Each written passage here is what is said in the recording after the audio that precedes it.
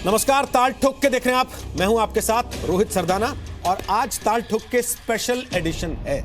आज ताल ठोक के बहस 2 घंटे चलेगी।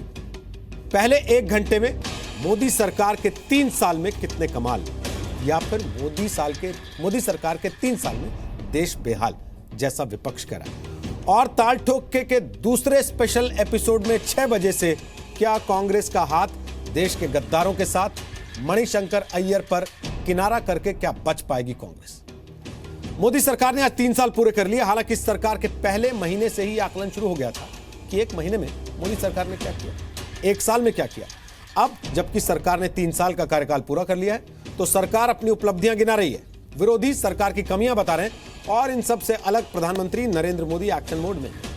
अपनी सरकार की तीसरी सालगिरह के मौके पर पीएम मोदी ने पहले असम में ढोला सादिया पुल का उद्घाटन किया।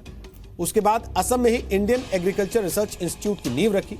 पर सवाल यह है कि क्या विकास की तस्वीर 2019 का घोषणा पत्र है। यह सवाल इसलिए पूछना क्योंकि विपक्ष कह रहा है कि 3 साल का जश्न सिर्फ सरकार मना रही है। देश की जनता तो इन 3 साल में कोई कमाल नहीं देख पाई, सिर्फ बेहाली देख पाई। तो क्या सबका साथ सबका विकास के नारे से सरकार को सबका साथ तो मिला, लेकिन विकास सिर्फ चंद लोगों का हुआ। मोदी सरकार के 3 साल पूरे होने पर सरकार के मंत्री और बीजेपी के सारे नेता सरकार की उपलब्धियों की लंबी चौड़ी फेहरिस्त गिना रहे हैं। आर्थिक सामाजिक मोर्चे पर कामों की लंबी लिस्ट गिनाते हैं, तो सुरक्षा और विदेश नीति के मामले में भी सरकार की कामयाबी के दावे करते हैं। जबकि विपक्ष तमाम मोर्चों पर सरकार की नाकामी की लिस्ट दिखाता है, चाहे वो बेरोजगारी हो, महिला सुरक्षा हो, कश्मीर का मसला हो, आतंकवाद हो, नक्सलवाद हो। आज ताल ठोक के हम ये जानने की कोशिश करेंगे कि 3 साल के राज में मोदी सरकार के कौन कौन से मास्टर स्ट्रोक रहे, और सवाल यह भी पूछेंगे कि आखिर किन मोर्चों पर सरकार के हाथ नाकामी लगी। जनता उपलब्धियों की लिस्ट पे यकीन करे या फिर विपक्ष के आरोपों को सच माने।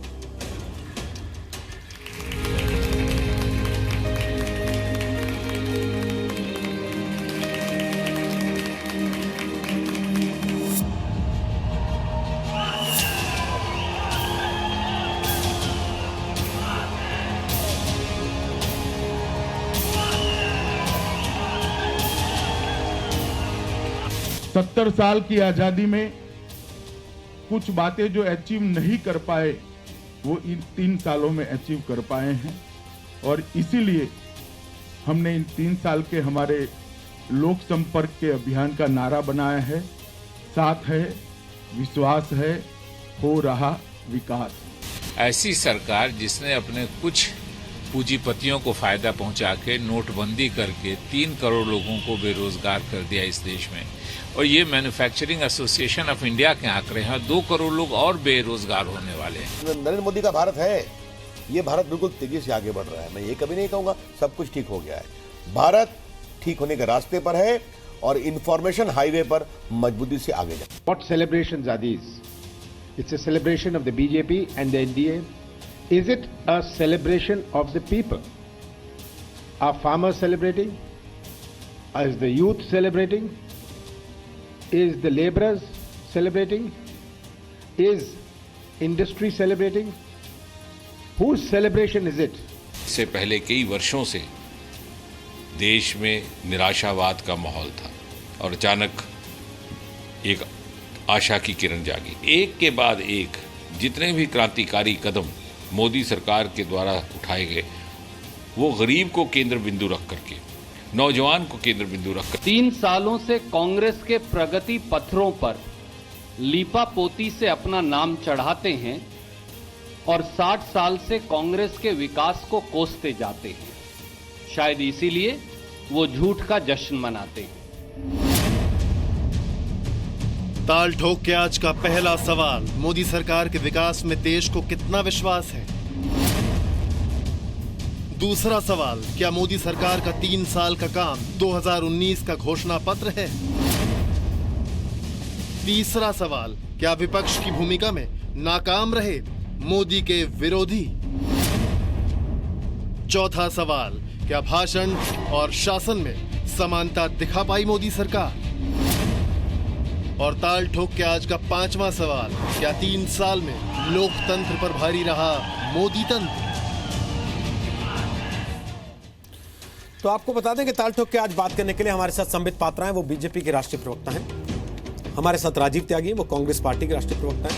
हमारे साथ विजय सरदाना है, अर्थशास्त्री हैं, आर्थिक मसलों पर बेबाक राय रखने के लिए जाने जाते हैं। हमारे साथ निनाद सेठ हैं, वो राजनीतिक विश्लेषक हैं, पत्रकार हैं, कई राष्ट्रीय अंतर्राष्ट्रीय अखबारों और पत्र पत्रिकाओं के लिए वो काम करते हैं, रक्षा और विदेश नीति पर लिखते हैं। आप सबका स्वागत है आज ताल ठोक के कार्यक्रम में। संबित पात्रा, 3 साल कितने कमाल? देखिए 3 साल कितने कमाल, ये तो जनता ही 1.5 मिनट आपके पास है, आपको जितना गिनाना हो गिना दीजिए। देखिए 3 साल कितने कमाल, मैं कुछ कमाल आपको गिना के सुनाता हूं। पहली बात है, जब हम सरकार में आए थे तो जीडीपी 4.8% पे था। आज हमारे पास जो जीडीपी है वो 7.10% पर है। उपभोक्ता महंगाई 9.46% से 3.81% तक। औद्योगिक उत्पादन -0.10% से 5.2% तक। विदेशी मुद्रा भंडार $303.7 बिलियन से मोदी सरकार के अंतर्गत 372.7 बिलियन तक। विदेशी निवेश अर्थात एफडीआई $24.2 बिलियन से 56.3 बिलियन तक। राजकोषीय घाटा जो कांग्रेस के सरकार में 4.6% था वो कम होकर 3.2% हो गया। जीएसटी, आधार, इंसॉल्वेंसी, बैंक्रप्सी बिल ये सब पारित किए गए। पूरे देश में 4 करोड़ टॉयलेट, जिस टॉयलेट पे कभी ध्यान नहीं दिया जाता था वो टॉयलेट बनाया गया है। 15 करोड़ लोगों को बीमा योजना के अंतर्गत जोड़ा गया है। 7.45 करोड़ लोगों को मुद्रा योजना के माध्यम से, स्वरोजगार के माध्यम से अपने पैरों पे खड़े होने के लिए लोन दिया गया है। 10 लाख करोड़ रुपया कृषि विकास के लिए आवंटित किया गया है। पहली बार यूरिया के लिए जो मारपिटाई होती थी वो समाप्त हुआ है, नीम कोटेड यूरिया भी आया है। प्रधानमंत्री फसल बीमा योजना के माध्यम से 23% किसानों के लिए केवल आज तक कवरेज मिला था, वो 50% कैसे हो, उस दिशा में हम बढ़ रहे हैं। 42% कवरेज हो चुकी है। फसल बीमा योजना में सबसे बड़ी बात है, जो प्रीमियम पहले बहुत ऊपर था वो प्रीमियम कम किया गया है। तो स्वाभाविक रूप से ये गरीबों की सरकार है, ये किसानों की सरकार है। ठीक सर, 1.5 मिनट आपका हो गया। राजीव त्यागी, 3 साल देश बेहाल, क्यों? 1.5 मिनट आपका शुरू हो रहा है अब। देखिए, मोदी सरकार को अगर डिफाइन करेंगे 3 साल 30 तिकड़म, इस पर डिफाइन होता है। महंगाई की मेरे मित्र ने बात की और इंडेक्स की बात की। 72 रुपए किलो की दाल आज 150 रुपए किलो बिकने का काम हो रहा है। अगर आप मुद्रा योजना की बात करेंगे, जिसके उन्होंने जिक्र किया था, मुद्रा योजना में वर्तमान में जो सरकार का 2016-17 का टारगेट था वो सिर्फ 40% पूरा हो पाया है। जो सरकार लोन नहीं बांट रही है और बैंक लोन नहीं दे रहे हैं। इसके बाद नौकरियों की अगर बात करें, 2 करोड़ रोजगार देने की बात की थी और पिछले वर्ष 1,40,000 नौकरियां कुल दी गई हैं। किसानों की आत्महत्या में 2014 के मुकाबले 2015 में एनसीआरबी के डाटा के हिसाब से 42% की वृद्धि है। जवानों की जो शहादत है जम्मू कश्मीर में, विगत 36 महीनों में 218 जवान शहीद हो चुके हैं। 1349 बार सीमाओं का अतिक्रमण, सीज फायर वायलेशन करके पाकिस्तान कर चुका है। 472 आतंकवादी घटनाएं हो चुकी हैं। एक्सपोर्ट दिन प्रतिदिन घट रहा है। क्रूड के दाम अंतर्राष्ट्रीय लेवल पे घटने के बाद भी पूरे देश में क्रूड के दाम बिल्कुल आसमान छू रहे हैं, महंगाई छू रहे हैं और बिल्कुल जनता को निजात नहीं मिली है। आधार, जिस योजना को हम जब लेकर आ रहे थे, उस योजना को लेकर के आधार के बारे में कहा था इसको डस्टबिन में डाल दिया जाना चाहिए, लेकिन आधार अब बहुत बिलवड बॉय हो गया है। जीएसटी, जिसको लेकर के हम लोग लेकर के आ रहे थे, जिसकी वजह से पूरे देश में एक जैसा कानून बनना था टैक्स रिफॉर्म्स का, उसको लेकर के जीएसटी के बारे में प्रधानमंत्री मोदी ने कहा था बीजेपी इज कंसर्न जीएसटी कभी सफल नहीं हो सकता, लेकिन आज जीएसटी बहुत बढ़िया अच्छा काम करेगा, ये मोदी जी कहते हैं। 16,000 करोड़ रुपए बीमा में, फसल बीमा योजना में व्यक्तिगत प्राइवेट कंपनीज को दिए गए किसानों। सर 1.5 मिनट हो गया। विजय जी, आपका 1.5 मिनट शुरू होता है अब। 3 साल में 30 तिकड़म हुए या 3 साल में 30 तो कमाल हुए, जैसा संबित पात्रा कह रहे हैं? देखिए, सबसे पहले मैं देश की जनता को ये कहना चाहूँगा कि बीजेपी का मैनिफेस्टो उनकी वेबसाइट पे है, उसको डाउनलोड करें और पढ़ें और उससे कंपेयर करें, क्योंकि जो वादे किए गए थे वो मैनिफेस्टो में लिखे हुए हैं। कुछ मैं आपके सामने रख रहा हूँ। मेरे हिसाब से एक मिक्स्ड बैग रहा है। कुछ बड़े अच्छे स्टेप्स लिए गए हैं और कुछ में बहुत अभी काम होना बाकी है। अगर मैं ये कहूँ कि कुछ मैनिफेस्टो के हिसाब से, जैसे कहा था 100 नए शहर बनेंगे, अब वो 100 नए शहर कौन से थे? पुराने शहरों को रिपेयर किया जाएगा या नए बनेंगे, ये क्लैरिटी नहीं है। स्मार्ट सिटी की अगर हम बात करते हैं तो उनका स्टेटस अभी पब्लिक डोमेन में नहीं है। अगर हम बात करें कि कृषि उत्पादन के लिए एक रेल नेटवर्क बनेगा, ये मैनिफेस्टो में कहा गया था, वो अभी, क्योंकि एग्रीकल्चर एक बैकबोन है इस कंट्री की, खासकर रूरल इकोनॉमी के लिए, तो खेती पे मुझे थोड़ी सी निराशा है, क्योंकि ना तो किसानों को एमएसपी मिल रहा है ना मार्केटिंग। इन्फ्लेशन जरूर कम है, लेकिन उस इन्फ्लेशन से आम आदमी, शहरी आदमी को जरूर फायदा है, लेकिन किसान को परेशानी है क्योंकि उसको सही दाम नहीं मिल रहा है। उस पर सरकार को काम करने की जरूरत है। हर घर में जल सप्लाई नल से होगी, पाइपलाइन डाली जाएंगी, बड़ा अच्छा सुझाव था।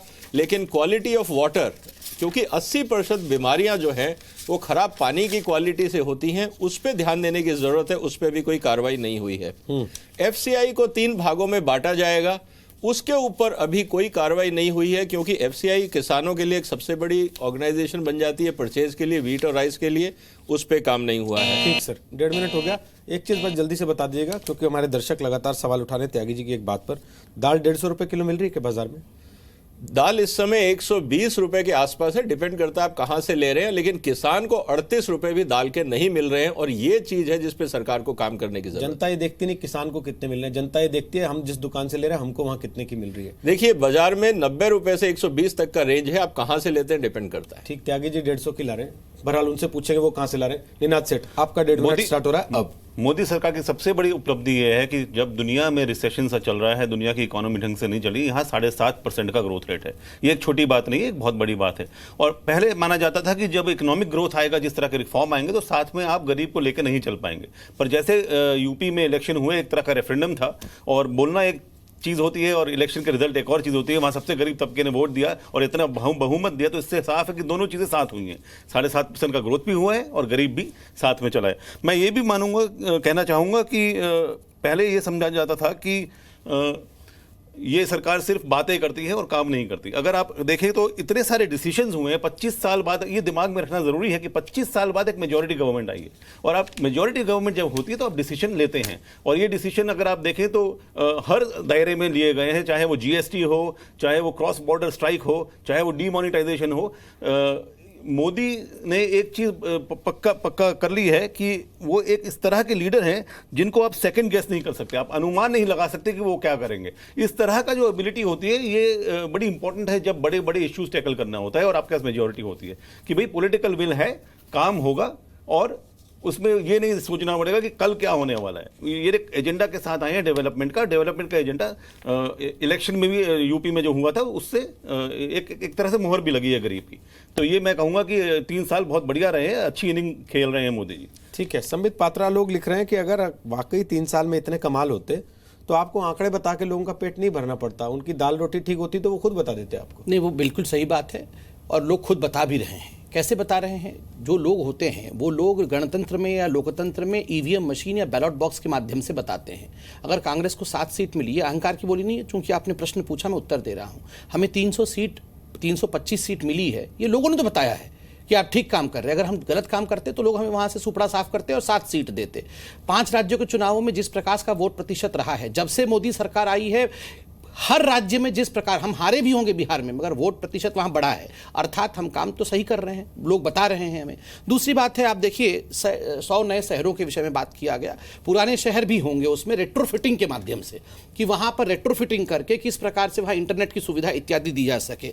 आपने रूरल नेटवर्क के विषय में बात की। आप देखिए, पहली बात है, मैं आर्टिकल्स के साथ भी आया हूं, जो रूरल वर्किंग हुआ है, सबसे बड़ी बात है कि मनरेगा जो कि एक मॉन्यूमेंटल फेल्योर था, वो किस प्रकार एक मॉन्यूमेंटल सक्सेस स्टोरी बन के उभरा है। MNREGA which increase from 83 lakh households in October 2016 to 167 lakh household, इतने हाउस होल्ड तक पहुंचा। और एक रिपोर्ट है State Bank of India research का, जो कि सबसे बड़ा रिसर्च बॉडी है किसी भी बैंकिंग बॉडी का। उनका रिसर्च है कि मनरेगा के अंतर्गत रूरल नेटवर्क में, आंगनवाड़ी में 166% वृद्धि हुई।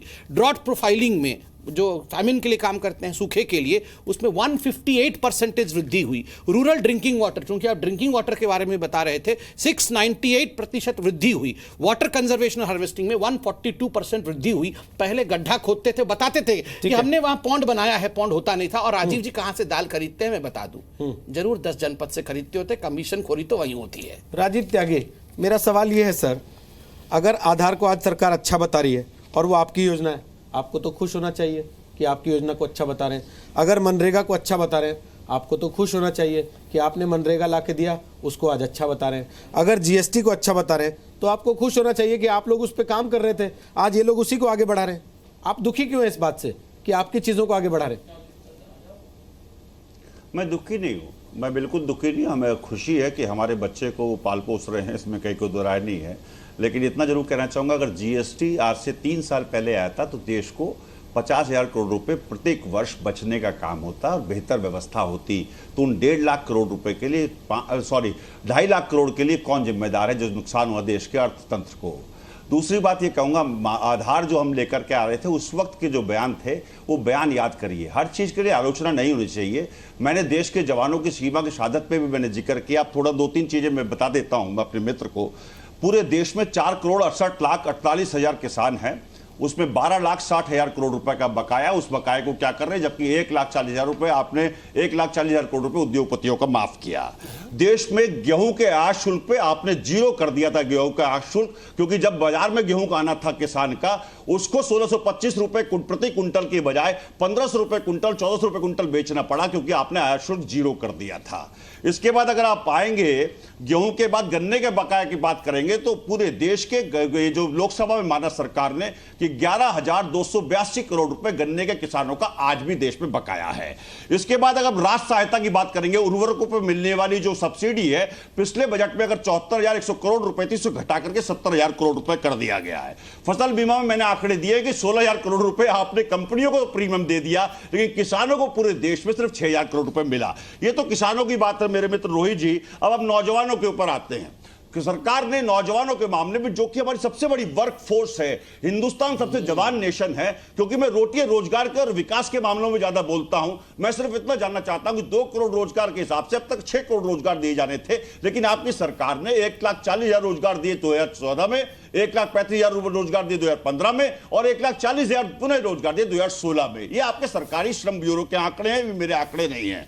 सरकार से हम ये पूछना चाहते हैं, सरकार यदि गंभीर है तो रोजगार के विषय पे क्या कर रही है, रोजगार के विषय पे बताए। सरकार यदि गंभीर है तो किसानों के मामले में आपने कहा था कि हम लोग किसानों को, आपके मैनिफेस्टो में है कि हम किसान को लागत का 50% प्रॉफिट जोड़ करके देने का काम करेंगे, लेकिन सरकार ने 0 से लेकर के 13% तक का इंक्रीज अभी तक फसल न्यूनतम समर्थन मूल्य में करने का काम किया है। हम सरकार से एक बात और जानना चाहेंगे, एक चीज सरकार ये बताए कि महिलाओं की जो कहना चाहूंगा, एक चीज बता दीजिए, आप किसान की, नौजवान की बात तो यूपी के चुनाव में भी करते थे, जनता ने आपको वोट क्यों नहीं दिया? फिर ये फेल तो तभी होने दिखने शुरू हो गए होंगे ना, या अचानक आजकल में फेल हुए? कारण है, उसके दूसरे कारण है। दूसरे क्या? ईवीएम लूट ली गई? दूसरे कारण है, देखिए ईवीएम हैक कर ली कारण है, उसके दूसरे कारण है। आज हम मोदी सरकार, हम पंजाब में भी जीते हैं और गोवा में भी हम सबसे बड़े दल थे और मणिपुर में भी सबसे बड़े दल थे, इसमें भी कोई दो राय नहीं है।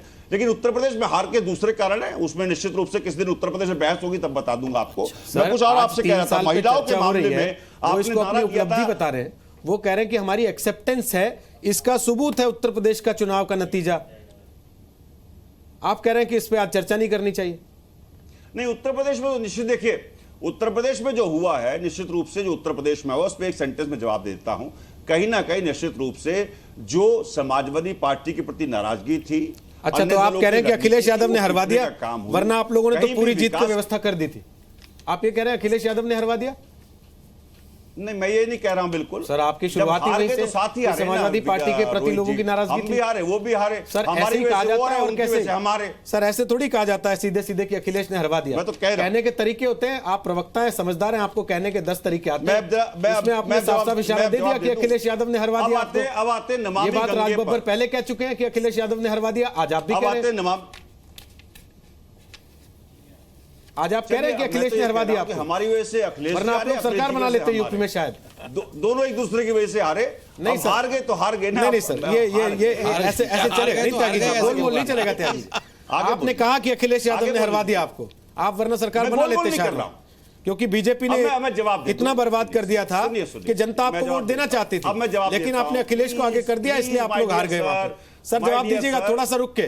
आप जो बातें कह रहे हैं सर, उनको वेरीफाई तो करवा लेने दीजिए त्यागी जी। आप जो बातें कह रहे हैं, देखिए मेरी बात बीच में रह गई है अखिलेश जी, मेन बात बीच में रह गई है। सर अभी आगे मेरी बात बीच में रह गई रोहित जी। अखिलेश जी नहीं सर, मैं रोहित हूँ, पहली बात। दूसरा त्यागी जी, अभी आप भी मेरे साथ हैं, अभी पूरा 1 घंटा बाकी है, 15 सेकंड दे दीजिए सर, अभी 40 मिनट बाकी है चर्चा का, चिंतित ना हो, पूरा समय मिलेगा आपको, अगर आप बशर्ते पट्टी ना बांधने में। खत्म कर दूंगा अपनी बात सर। विजय सरदाना जी, कुछ बातें संबित पात्रा कह रहे हैं, ठीक है आप पूरा कर लीजिए, पहले महिलाओं पे आप कुछ कहना चाह रहे हैं, बोल लीजिए। हाँ, मैं कहना चाहता था कि सरकार ने पेट्रोल डीजल के दामों पे जिस तरह से पूरे विश्व में पेट्रोल डीजल के क्रूड ऑयल कम हुए, उसके बाद देश के लोगों को देने का काम नहीं किया, उसकी वजह से जो रिजर्व है सरकार का कॉफर्स में बढ़ने का काम हुआ है। उसमें सरकार की कई कलाकारी इसलिए नहीं है कि एक्सपोर्ट देश के पूरे घट रहे हैं, और एक्सपोर्ट घटने की वजह से निश्चित रूप से देश की इकोनॉमी को घाटा है। इंडेक्स ऑफ इंडस्ट्रियल प्रोडक्शन नीचे की तरफ जा रहा है। और आपने कहा था बहुत हुआ नारी पर वार, अब की बार मोदी सरकार और महिलाओं पे जो अत्याचार है उसमें 38% की बढ़ोतरी हुई है। और पट्टी जब बांधूंगा, जब जी न्यूज हमें बोलने नहीं देगा, फिर सत्याग्रह करूंगा। ये चेतावनी में चुनौती। त्यागी जी, आप कुछ भी कहिए, चेतावनी दीजिए, चुनौती दीजिए, मैं डरता नहीं हूं सर आपकी बातों से। आप पत्थरबाज बन के बैठे थे तो मैं पत्थरबाज की तरह ही दिखाया था आपको। नहीं, आप आज भी पत्थरबाज बन के बैठेगा, मैं आज भी पत्थरबाज की तरह बैठा हूं आपको। कोई दिक्कत नहीं सर। गलत बात सर, मैं कह रहा हूं 6 बजे से मणिशंकर अय्यर पे बहस होगी सर। 6 बजे से मणिशंकर अय्यर पे बहस होगी सर। आप पत्थरबाज बनिएगा, बापू के बंदर बनिएगा, मुझे कोई आपत्ति नहीं सर। सत्याग्रह आपके विरुद्ध सर ठीक है, कोई दिक्कत नहीं सर, बोलूंगा ही नहीं। त्यागी जी कोई दिक्कत नहीं है, मुझे कोई दिक्कत नहीं है सर। आज से फिर चालू। विजय जी, मेरा सवाल यह है, कुछ बातें संबित पात्रा कह रहे हैं, कुछ बातें राजीव त्यागी कह रहे हैं। अगर जनता को दिखाई नहीं दे रहा क्या, जनता को महसूस नहीं हो रहा होगा क्या?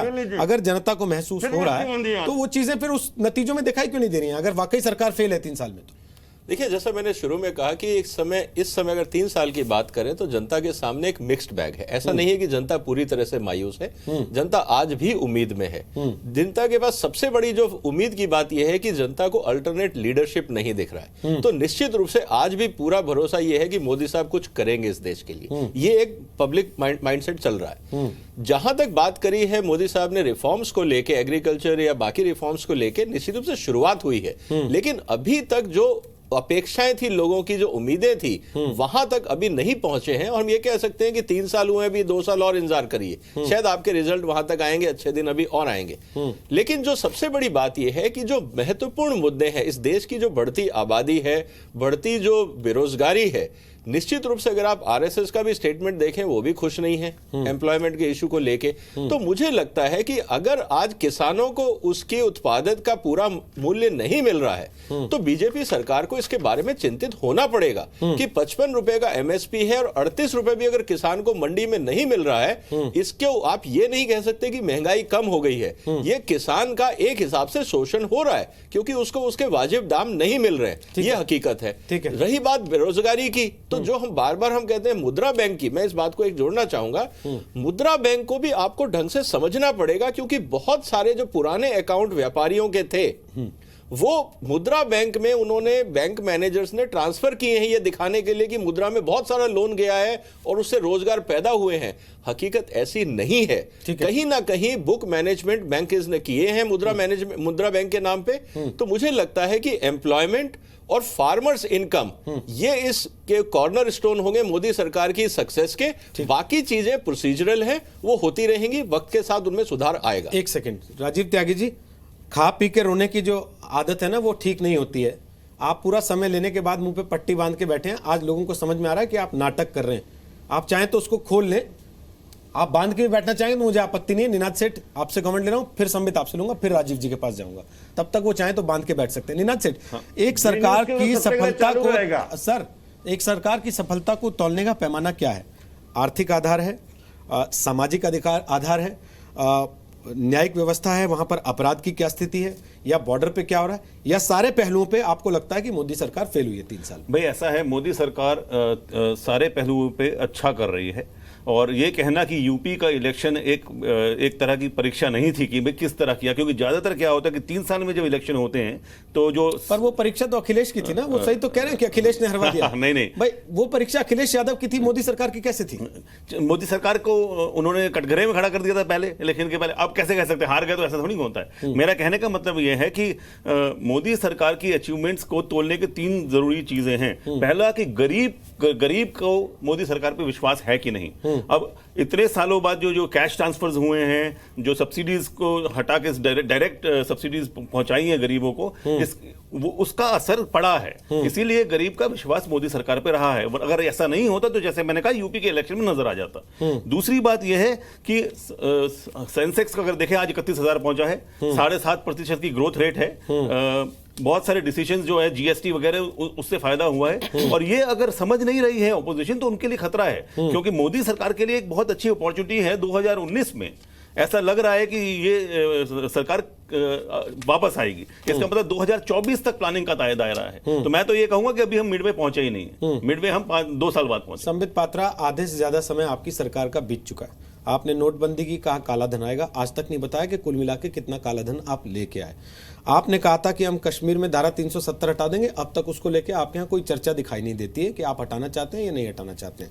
आपने अपने मैनिफेस्टो में कहा कि राम मंदिर हमारी प्राथमिकताओं में है। अब जब भी आप डिबेट में बैठते हैं तो आप कहते हैं कि मामला तो सब्जुडिस्ड है।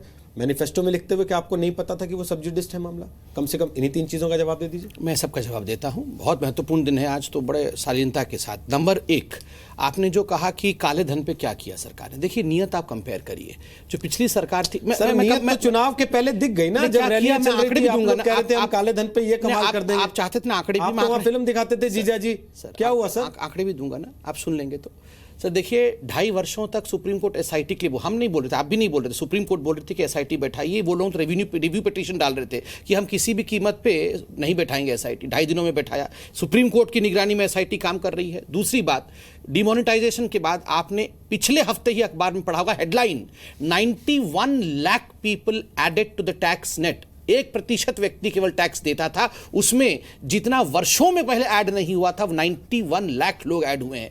एक्सपर्ट बैठे हैं, आप पूछ लीजिए अगर मैं गलत बोल रहा हूं तो। ये ऐतिहासिक जंप कैसे हुआ? डिजिटलाइजेशन, आज तक 70 वर्षों में जो डिजिटलाइजेशन इंडिया में नहीं हुआ था, वो विगत कुछ महीनों में डिमोनेटाइजेशन के कारण हुआ। ये जो सोच पहले इंक्रीमेंटल रूप से चलती थी, चलो यार देख लेंगे, आज मोदी जी के कारण क्वांटम जंप है उस सोच में। साहब मैं बता रहा हूं, कोई नहीं सोचता था। एक छोटा सा उदाहरण देखिए, 70 वर्षों तक किसने सोचा था कि 60% हिंदुस्तान की जनता बैंकिंग सिस्टम से बाहर है, फॉर्मलाइज्ड बैंक में उनका अकाउंट ही नहीं है, सब चल रहा था देश साहब। उसके बाद मोदी जी ने जनधन योजना के माध्यम से 30 करोड़ लोगों का बैंक अकाउंट खोला। आज आप देखिए 22 करोड़ किसानों के पास, गरीबों के पास, जिन्होंने सोचा भी नहीं होगा उनके पास कभी डिजिटल कार्ड आएगा, रुपए कार्ड लेके घूम रहे हैं। तो ये बदलाव आया। तीसरी बात मैं आपको बताना चाहूंगा, राम मंदिर के बारे में आपने पूछा। मैं एक बात चैलेंज देके कहता हूं, इस पूरे हिंदुस्तान में ऐसी कौन सी दूसरी राजनीतिक पार्टी है जो राम मंदिर के पक्ष में कहती है? देखिए, पक्ष में कहते हैं सर, पक्ष में बोलना और बनाना दो अलग अलग बातें। राम मंदिर का इशू ही आज भारतीय जनता पार्टी का इशू है, वरना कोई इस पे बात करने को तैयार नहीं। आपने कौन सा संसद में उठा दिया सर? नहीं, क्यों नहीं? हम तो हर बार भागते हैं ये कह के कि कोर्ट में मैनिफेस्टो में आप तुरंत ले आते हैं, संसद में लाने में डरते हैं। बिल्कुल नहीं। उस आंदोलन में हमारे नेताओं ने भाग लिया रथ यात्रा के माध्यम से। उस आंदोलन में हमारे नेताओं ने वकील का काम किया है रविशंकर प्रसाद में। और भले ही आज उत्तर प्रदेश के चुनाव के लिए अखिलेश जी को बोल रहे हैं, अखबार आप निकालिए 2 हफ्ते पहले का अखबार में क्या कहा था कांग्रेस पार्टी ने कि समाजवादी पार्टी से जुड़कर हम मुसलमान की पार्टी की तरह दिखे हैं। आज डर के आके हनुमान जी के चरणों में बैठे हैं। ये कभी कांग्रेस के प्रवक्ता कभी हनुमान जी का फोटो दिखा देते? ये आज हनुमान जी के चरणों में बैठने के लिए बाध्य हुए हैं, क्योंकि राम मंदिर भारतीय जनता पार्टी का इशू है, वरना वहां पर हनुमान जी नहीं होते। त्यागी जी, पट्टी खोल लीजिए, हमने तो हनुमान जी नहीं देखे थे, संबित पात्रा ने ढूंढ लिया। देखिए पट्टी खुल गया। देखिए, जय श्री राम। श्री राम की खोल रहा हूं, जवाब देता हूं। त्यागी जी देखिए, ज्यादा टाइट ना हो जाए, गले से आवाज निकलनी बंद हो जाएगी। सुनिए, एक बात बताइएगा अगर आप सर, सुनिए ना, बताइए, विस्तार से बताइएगा। ये भी बताइएगा त्यागी जी, जवाब देता हूं। एक सवाल पहले रह गया था, वो भी जोड़ लीजिएगा साथ में त्यागी जी। दाल कहां से खरीदते हैं ये भी बताइएगा। मैटर आ गया है और श्री राम का विषय आ गया, इसलिए मैंने श्री राम मेरे आराध्य हैं, इसलिए मैंने पट्टी खोली। अब मेरे को 30 सेकंड दे दीजिए, 1 मिनट दे दीजिए। मैं ये पूछना चाहता हूं संबित पात्रा जी से कि हमने ताला खोला, राजीव गांधी जी ने ताला खोला, कोर्ट के आदेश पे ताला खोला, जिसकी वजह से हम लोग बाग आज श्री राम के दर्शन कर पा रहे हैं, श्री राम का आशीर्वाद प्राप्त कर पा रहे हैं। भारतीय जनता पार्टी ने अभी तक क्या किया हो रहे हैं ये तो मुझे हम लोगों ने निश्चित रूप से सुन लीजिए संबित पात्रा, बीच में मत बोलिए, क्योंकि आपकी कलाई खोलूंगा अभी। अब कलाई खोलेंगे, मेरी क्या खोलेंगे? हमने 1954-55 में 24 राज्यों में गाय की हत्या पे बैन लगाने का काम किया। क्या देश की सरकार ये बताएगी गाय की हत्या को लेकर के अमित शाह जी का जो बयान याद करेंगे, जब वो कहते हैं कि पूरे देश में गाय की हत्या को बैन लगाया नहीं जाएगा, क्या भारतीय जनता पार्टी बैन लगाएगी? तीसरा, गंगा की सफाई हमने की और गंगा की सफाई की शुरुआत हमने की। मां गंगा ने आपको बुलाया था, लेकिन मां गंगा का क्या हाल है ये आपने नहीं देखा। महाभारत और रामायण सीरियल हमने शुरू किए, आपने कौन से सीरियल शुरू किए दूरदर्शन से लेकर अन्य जगहों पर, ये बताने का काम करें। और लास्ट सेंटेंस कहना चाहूंगा, मेरे मित्र ये बता दें कि मुझे संबित पात्रा ये बता दें, कटरा तक की जम्मू कश्मीर में लाइन हमने डालने का काम किया रेल की, जिसका उद्घाटन मोदी जी करके आए। आपने कौन से तीर्थ यात्रा सूरज चांद भी नेहरू जी ने बनाया है प्रभु। लास्ट सेंटेंस कहना चाहूंगा संबित पात्रा, एक टेलीविजन डिबेट में आप मेरे साथ थे, सूरज चांद भी नेहरू जी ने बनाया है, कंप्यूटर राजीव गांधी ने बनाया है। अब बस आरती थाली लाइए, कोई स्टूडियो में है तो मैं जरा नेहरू परिवार का आरती करूं, लाइए लाइए जरा वोट लेने का काम करते हैं। भगवान श्री राम को हमने जीने का काम किया, हमने सेवा करने का काम किया। आपकी पार्टी बताया आपने कौन सा सेवा 2013 में लिखे थे राम डज नॉट एग्जिस्ट। बात खत्म हो गई, इसलिए पट्टी दोबारा सत्याग्रह दोबारा चालू है। सत्याग्रह इसलिए चालू है, बढ़िया चालू होने दीजिए। ओके सर, बांध लीजिए सर, थैंक यू। अच्छा किया आपने बांध लिया, आराम से बांधिएगा, दम ना घुट जाए, देखिएगा कहीं। संबित पात्रा जवाब दीजिए उनकी बात का। वो कह रहे हैं सब कुछ तो हमने किया, आप लोगों ने दिया क्या? सर प्लीज आराम से बांधिए, देखिए तो कहीं दिक्कत ना हो जाए। नहीं, उम्र भी काफी है आपकी, थोड़ा ध्यान से नहीं प्लीज। देखिए, पहली बात तो है, आज राजीव भाई सीना ठोक के कह रहे हैं ताला हमने खोला और तभी राम जी का दर्शन हिंदुस्तान कर पा रही है। फिर ये कह रहे हैं कि गौ हत्या बंद हो, ये हम चाहते थे। आप याद करिए, आज से 2 महीने पहले गौ हत्या बोलते ही ये बोलते थे गौ, अरे बीफ पार्टी करने दो उनको, ये उनका अधिकार है। बीफ पार्टी नहीं करने दिया, इंटॉलरेंस है। ये अचानक इनको राम क्यों याद आए हैं पता है? क्योंकि समाजवादी पार्टी के साथ जुड़ने के बाद इन्होंने एंटनी कमीशन की रिपोर्ट पढ़ी, तब इनको लगा कि अरे भगवान, राम, जिस राम को हमने लिखा था Ram does not exist, Ram does not exist लिखा था, आज ये गांधी जी के बंदर के रूप में क्यों बैठे हैं बताइए? क्योंकि अचानक इनको हनुमान जी की शरण में आना पड़ रहा है, केवल और केवल इसलिए क्योंकि जिस प्रकार से अपीजमेंट की नीति, तुष्टिकरण की नीति कांग्रेस ने इतने वर्षों तक चलाया है, अब ये आंख मुंह नाक कान बंद करने से कुछ नहीं होने वाला है। अब पछताए हो तो क्या, जब चिड़िया चुग गई खेत। अब ना तो आप राम के रहे ना रहीम के रहे, हाँ बीच गंगा में ही डूबेंगे, चिंता मत करिए, ऐसे ही बैठे रहिए। बहुत बढ़िया है निनाद सेठ। कुल मिला के इस ड्रामेबाजी से अलग ग्रास रूट लेवल पे क्या आपको लगता है कि लोग वाकई भावनात्मक मुद्दों में उलझ जा रहे हैं? सरकार के जो बीजेपी के नेता कोशिश कर रहे हैं और प्लान कर रहे हैं और प्लांट कर रहे हैं, या फिर जनता जज कर रही है और जज करने के बाद उन्होंने वापस एक्सेप्ट किया है? आप देखिए जितने सर्वे हो रहे हैं उसमें वापस लग रहा है कि 2019 में नरेंद्र मोदी का माहौल दिख रहा है। देखिए, भारत एक बड़ी दिलचस्प जगह पे है। एक तरफ से नरेंद्र मोदी के आने से बहुत सारे लोगों के अरमान जगे हैं। अरमान जगना एक पॉजिटिव भी होता है और कई बार खतरनाक भी होता है। अरमान जगने से क्या होता है कि अब छोटे मोटे चीज़ों से लोगों का पेट नहीं भरता है। तो इसका अर्थ यह होगा कि बीजेपी के लिए चुनौतियां क्या हैं। मैं 2 चीजें कहूंगा कि हमें 3 चीजें देखनी है कि एक तो हमने देख लिया कि उपलब्धियां क्या हुई हैं, पर 3-4 चुनौतियां भी हैं। जैसे मैंने कहा, अरमान जगने से जॉब्स देने की चुनौती है। 7.5% ग्रोथ रेट छोटा ग्रोथ रेट नहीं है, इसे सस्टेन करना बहुत मुश्किल होगा। इसको सस्टेन करने के लिए एक रोबस्ट पॉलिसी फ्रेमवर्क चाहिए होगा, उसको बनाने के लिए काम करना पड़ेगा। और इंटरनल के सिवाय एक एक्सटर्नल भी एक चुनौती है, मैं कहूंगा, जो लोग ज़्यादातर डिस्कस नहीं करते हैं, कि जैसे चीन ने नेहरू को 1962 में एक तरह से कहें तो फिक्स करने की कोशिश की थी। ये कहना अतिशयोक्ति नहीं होगी कि चीन या कोई भी भारत को जो शक्ति पसंद नहीं करती, वो ये कह सकती है कि मोदी को हम फिक्स करेंगे। और एक मेरे ख्याल से डिफेंस पे इसीलिए स्पेंडिंग बहुत कम है, बीजेपी को करनी पड़ेगी।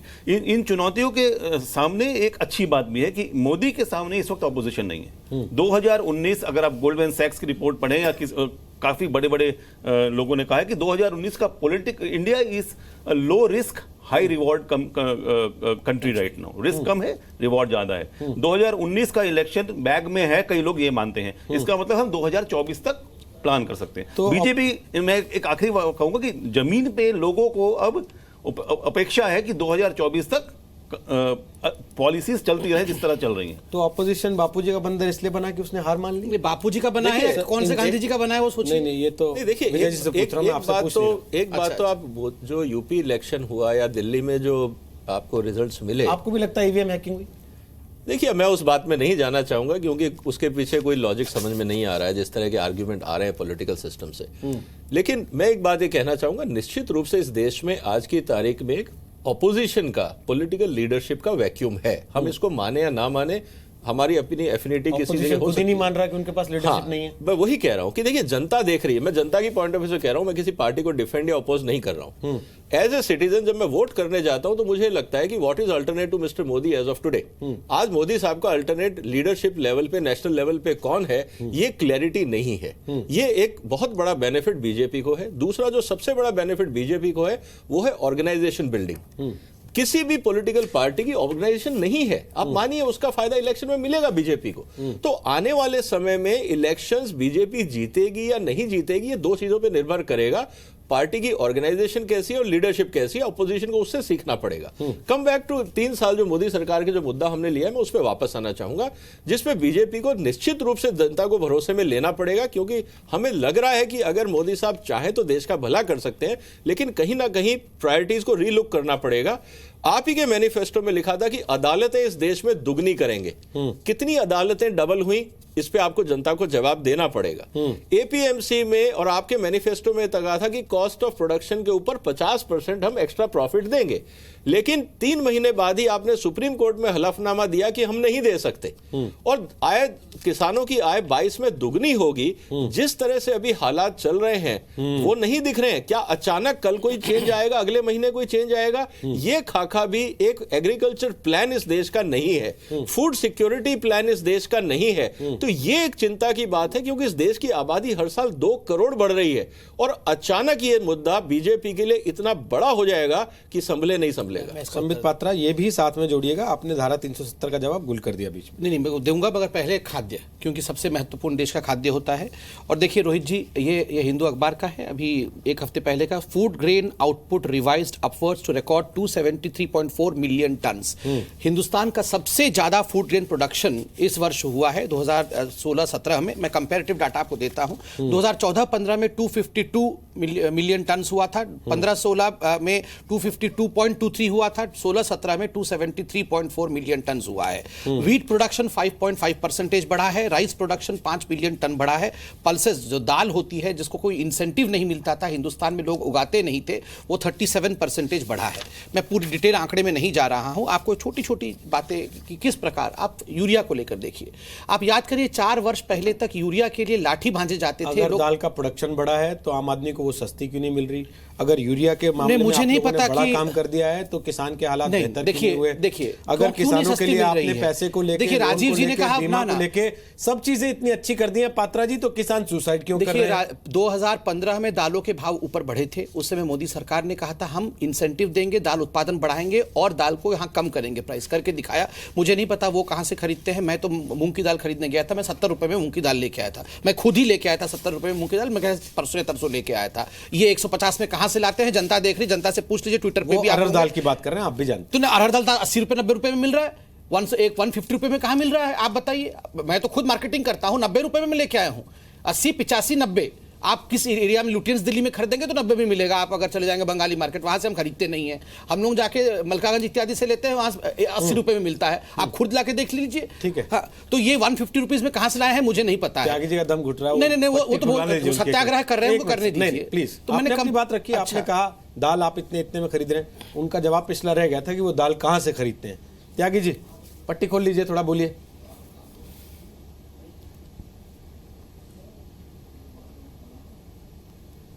त्यागी जी आपने हाथ उठाया हुआ था।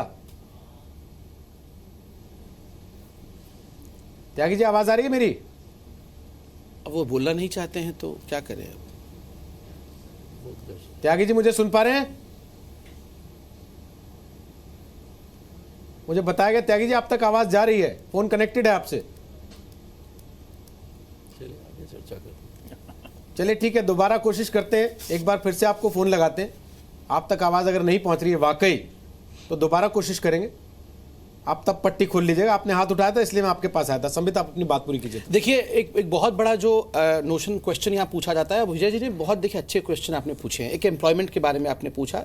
देखिए एम्प्लॉयमेंट के बारे में ये जो लेबर ब्यूरो का डाटा दिखा जाता है, तो लेबर ब्यूरो की जो गलतफहमी है इसमें दूर करने की आवश्यकता है। ये केवल 8 विभागों को ही देखते हैं, 8 सेक्टर्स को देखते हैं, बाकी सेक्टर्स नहीं देखते हैं। और वो भी एम्प्लॉयमेंट अबव 10 लोगों से ऊपर जिसको एम्प्लॉय किया है उसे देखते, 10 लोगों से नीचे को दिखते नहीं है। और आज तक हिंदुस्तान में मुझे दुख के साथ कहना पड़ रहा है है, कोई रियल डाटा ऑन एम्प्लॉयमेंट है नहीं। पहली बार अभी मोदी सरकार ने नीति आयोग के साथ ये बैठक की है और नीति आयोग को ये हिदायत दी है कि इस डाटा को इकट्ठा करे ताकि भविष्य में ईजी होगा।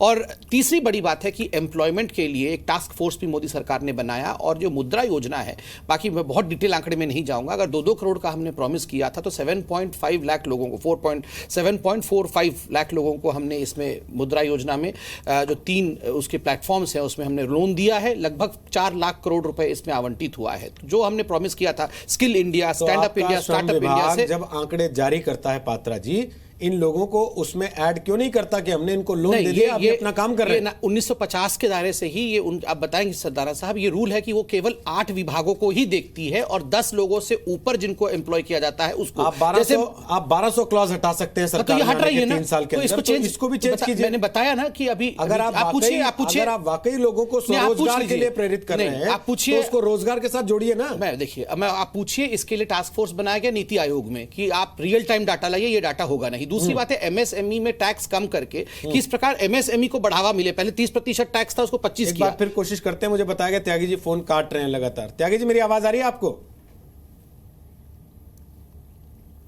त्यागी जी बार बार फोन काट रहे हैं ऐसा मुझे बताया गया, तो शायद वो विक्टिम प्ले करना चाहते हैं, ये बताते हुए कि उन्हें बोलने का मौका दिया नहीं जा रहा। हम लगातार दिखा रहे हैं उनका चेहरा स्क्रीन पे, वो चाहते हैं कि ड्रामा दिखे, तो हम भी पूरा मौका दे रहे हैं उनको कि ये ड्रामा दिखता रहे उनका।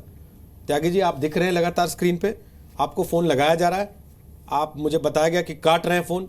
आप अगर नहीं उठाना चाहते तो ये आपकी श्रद्धा है, समय आपका बचा हुआ है अभी, आप चाहें तो उसमें आके अपनी बात रख सकते हैं। उसके पहले निनाद सेठ आप कमेंट करना चाह रहे हैं, बहुत देर से आपने हाथ उठाया था। जी, मैं 2 चीजें स्पष्ट करना चाहूंगा। पहली बात कि एक होता है नौकरी देना, नौकरियां जनरेट करना, दूसरा होता है छोटे बिजनेसमैन को बिजनेस करने का मौका देना। उसमें काफी फर्क आया है और ये एक तरह से एक पॉजिटिव चीज है कि छोटा बिजनेसमैन जो है वो नौकरी लेने की जगह अपना खुद का काम शुरू करे, और उसमें ये जो जनधन योजना वगैरह का एम्फेसिस है उससे फर्क पड़ा है। और दूसरा, आज तक इंडिया में इतनी एफडीआई कभी नहीं आई, फॉरेन डायरेक्ट इन्वेस्टमेंट, फैक्ट्री लगाना जिससे लोगों को जॉब मिले, फॉरेनर आए, पैसा लगाए, फैक्ट्री लगाए। ये पैसा अलग है जो स्टॉक मार्केट में लगाते हैं, उससे अलग है, वो हॉट मनी होता है, वो आज आता है कल चले जा सकता है, पर वो भी बहुत ज्यादा आया है। 31,000 पे आज सेंसेक्स पहुंचा है। तो ये कहना कि जॉब नहीं हुए, कि नौकरियां और बिजनेस नहीं बढ़ रहे, ठीक नहीं है, वरना 7.5% का ग्रोथ रेट हो ही नहीं सकता है। पर भारत की जनसंख्या हर छठा हिंदुस्तानी भारतीय है, तो चैलेंज तो रहेगी ही जॉब की, तो उसमें भी शक नहीं है कि जितना आप करें वो कमी नजर आएगा। त्यागी जी मेरी आवाज आ रही है आपको? ये ड्रामा के कारण बहुत समय बर्बाद हो रहा है। चलिए त्यागी जी, आपके घर में आसपास जितने लोग बात कर रहे हैं वो सारी आवाज हम तक आ रही है, हम ये मान के चल रहे हैं कि आपको सुनाई दे रहा है, आप बोलना नहीं चाह रहे, आप विक्टिम प्ले करना चाहते हैं, करिए सर, कोई आपत्ति नहीं। लास्ट सवाल विजय जी मेरा आपसे, बहुत संक्षेप में जवाब चाहता हूं। 3 साल में आप पास मानते हैं, फेल मानते हैं, डिस्टिंक्शन से पास मानते हैं, या बस किसी तरह से पास खींच के 33% पे पास मानते हैं? देखिए, मैं कहूंगा कोशिश सरकार की पूरी है पास होने की, लेकिन अभी भी जनता को जो उम्मीदें थी, मेरे ख्याल से पॉलिटिकली हम कह सकते हैं इलेक्शन जीत रहे हैं तो शायद पॉजिटिव है, लेकिन अगर आप दिल से पूछें, लोगों को जो वेलफेयर की उम्मीद थी, जो इनकम की थी, जो अपनी ओवरऑल इनकम इंप्रूवमेंट की जो उम्मीद थी, शायद अभी हम वहां नहीं पहुंचे। और खासकर जो यूथ की बात है, एम्प्लॉयमेंट को लेकर मैं बार बार कहूंगा, आंकड़ों पे अगर हम जाएं, जैसे अभी आपने कहा कि जीडीपी ग्रो कर रहा है, लेकिन आप दूसरा आंकड़ा भी देखिए। मैं सिर्फ एक ऐसी बात कर रहा हूं, ज्यादातर जहां स्मॉल स्केल इंडस्ट्री है, एग्री फूड रिलेटेड जो रॉ मटेरियल की बात आती है, पिछले साल 1 साल के अंदर हमारा एक्सपोर्ट 25,000 करोड़ रुपए कम हुआ है और करीब 20,000 करोड़ रुपए आयात बढ़ा है इस देश में। यह भी आंकड़ा भारत सरकार का है। इसका मतलब कहीं ना कहीं मोदी सरकार ने जो अभी कार्रवाई करी है पिछले 3 साल में, नीयत अच्छी है, लेकिन कहीं ना कहीं एग्जीक्यूशन पे अभी और जोर देने की जरूरत है। और एग्जीक्यूशन में मेरे को लगता है कि अभी और कोशिश की जरूरत है। नहीं, देखिए, मुझे ये एक्सप्लेन करने की आवश्यकता नहीं है कि मोदी जी को हम केजरीवाल से कंपेयर करके वो एक चार्ट बनाए, वो आवश्यकता भी नहीं है, लोग जानते हैं। मैं आपको बता रहा हूं, 600 फीट का गड्ढा हमें मिला, उस गड्ढा को भर के उसके ऊपर बिल्डिंग बनाना है। 3 साल हो गए पात्रा जी। नहीं कब बिल्कुल तक? गड्ढा भरा है जी, गड्ढा भरा भी है और गड्ढा बनाने वाले पट्टी बांध के मुंह पे बैठे भी हैं। जब उनसे पूछा जाता है कि गड्ढा क्यों बनाया था तो पट्टी बांध देते हैं। खैर वो बात नहीं है, गड्ढा भर के उस पर बिल्डिंग भी बन रहा है और बिल्कुल ठीक कहा, नियत सही है, डायरेक्शन भी सही है। और देखिए एक छोटा सा उदाहरण देकर अंत करूंगा। हिंदुस्तान को जब से आजादी मिली 70 वर्षों में अब तक, जब तक हम सरकार में आए 14 तक 12 करोड़ एलपीजी ही बटे थे। मात्र 2 वर्षों में आप देखिए उज्ज्वला के माध्यम से 2.2 करोड़ हमने एलपीजी गैस बांटे हैं। अभी 5 वर्षों में उसको हम 5 करोड़ करेंगे। तो ये क्वांटम जंप से सरकार चलने वाली है और हम सब जनता को आज आपके चैनल के माध्यम से नमस्कार करते हैं कि आपने जो मोदी जी को आशीर्वाद दिया है उसे बरकरार रखिए, आप ही के कारण हम हैं। चलिए, लोकतंत्र की एक अच्छी बात यह है कि सरकार सच बोल रही है या झूठ बोल रही है, लोग चुनाव के समय में वोट की ताकत के साथ तय कर देते हैं। और टेलीविजन की सबसे अच्छी बात यह है कि कौन नाटक कर रहा है, कौन अपनी बात ईमानदारी से रखना चाहता है, लोग टीवी देख के अपने आप समझ जाते हैं। जैसे त्यागी जी ने इधर देखा, आपको भी एहसास हो गया होगा कि सुनाई उनको सब कुछ दे रहा है, लेकिन वो विक्टिम प्ले करना चाहते थे, उन्होंने किया है। उनको कितना समय मिला, कितना नहीं मिला, वो अपनी बात कितनी रख पाए, कितनी नहीं रख पाए, ये जनता अपने आप से तय कर लेगी। बायस्ड कांग्रेस पार्टी है या हमें, ये भी जनता अपने आप से तय कर लेगी। लेकिन त्यागी जी, अब मुझसे पट्टी हटा लीजिएगा, दम घुट सकता है, बहुत देर हो चुकी है।